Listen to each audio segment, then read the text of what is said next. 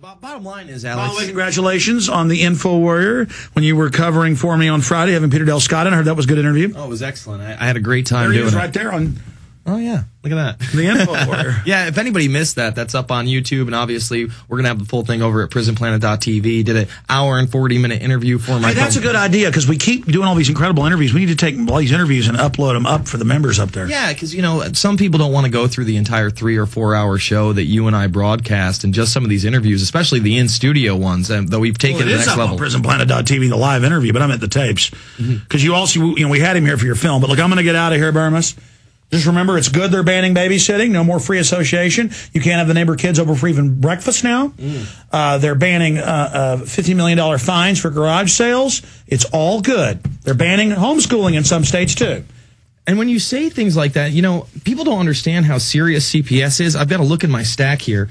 But fewer face lockout for failing to get vaccination. Now, these are mandatory vaccinations for school kids in Texas. It's all color of law. Exactly. But what they're trying to do here is saying, well, at some point, even with the waiver forms, if your kid's not here, if we're not letting them come to school, they'll become unexcused absences. And if you get 10 of these unexcused absences, all of a sudden you're truant. And when you're truant, we have to call CPS, so you're going to get a visit, and you're going to have your child possibly taken away from you. I know there's no mandatory vaccinations except for when I read it out of the Abilene Online. As hours passed Wednesday, and this is from September 30th, the number of kindergartners and 7th graders in Abilene Independent School District and Wiley ISD still in need of mandatory vaccinations continue to dwindle because they intimidate the parents. They say you have to take this. Kindergartners, 5-year-olds, you have to take the shot. Consequently, fewer students faced being turned away from school today for failing to meet new state vaccination guidelines for kindergarten and 7th grade students.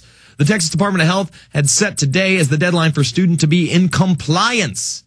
That word compliance, you hear that from law enforcement a lot. Get in compliance, boy.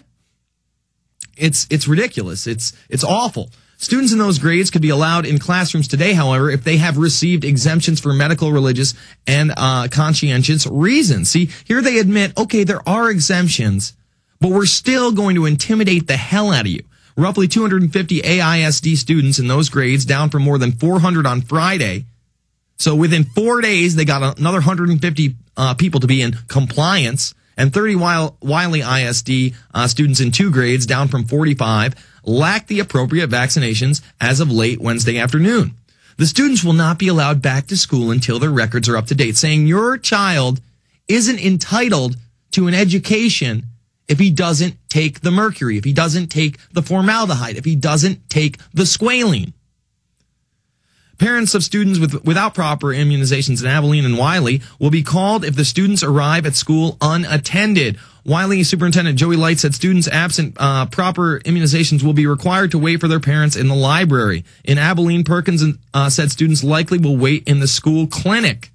See, you're treated, you're degraded, you're dehumanized. You're made fun of. Oh, look at the weird kid who didn't take the shot. He can't play with everybody else. Don't listen to him. His parents are nutso.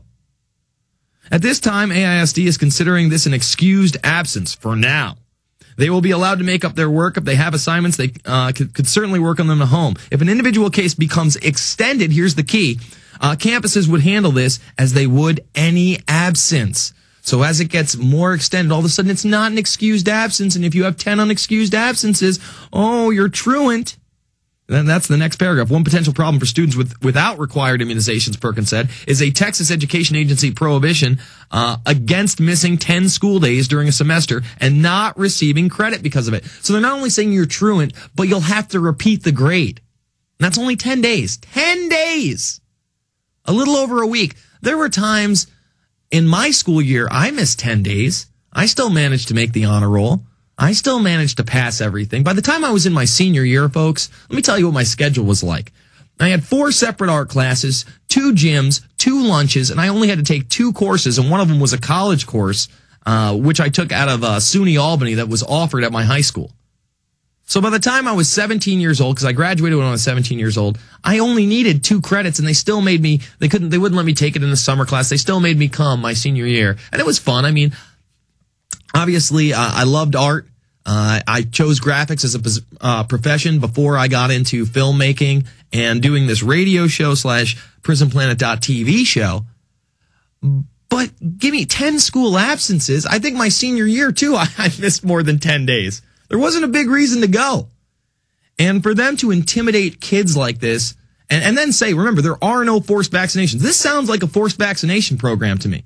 And then they come out openly say, yes, all the military will have to take the shot as well. It's mandatory. All National Guard members, members of the Defense Department, everybody in the Army and Navy, Air Force, you will be required to take the shot. And in other vaccination news, a Supreme Court ruling basically told, I think it was 8 soldiers who stood up against this mandatory anthrax vaccination they're trying to bring into the military. They said, look, we're not taking this thing. This is dangerous.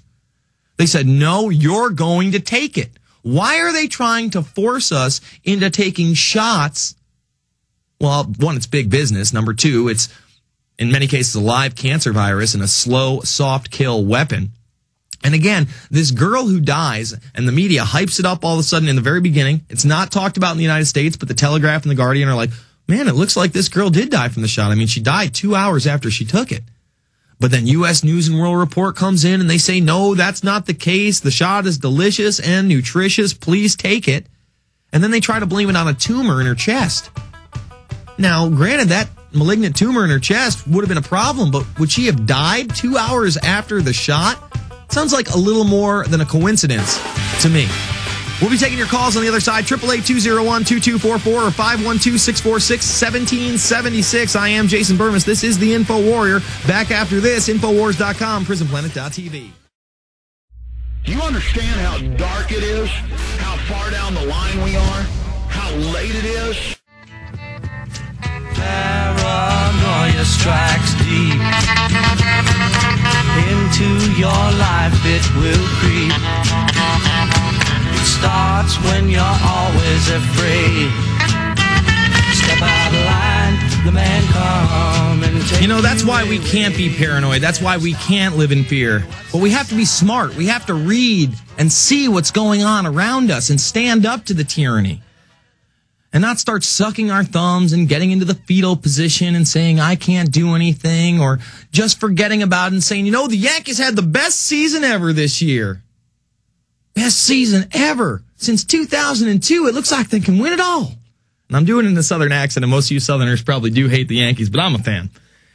But that's secondary. I didn't even get to see one Yankee game this year. Not one. I didn't get to watch one Yankee game this year. I'm hoping to catch some playoffs. I'll be honest with you. I really am.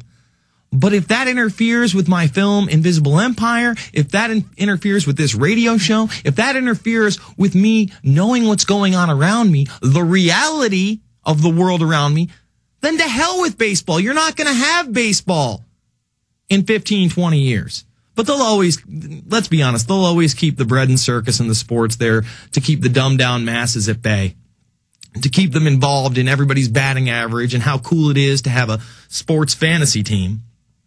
Man, my fantasy football team is doing so good.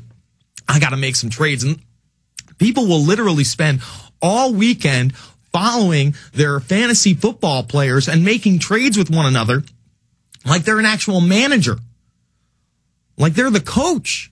And that's what they're absorbed by. They don't want to hear things like World Bank welcomes new economic order from the ashes of crisis. See, they always act as your savior. Out of the ashes of crisis will come a new world order. And here's the, I just can't make this stuff up.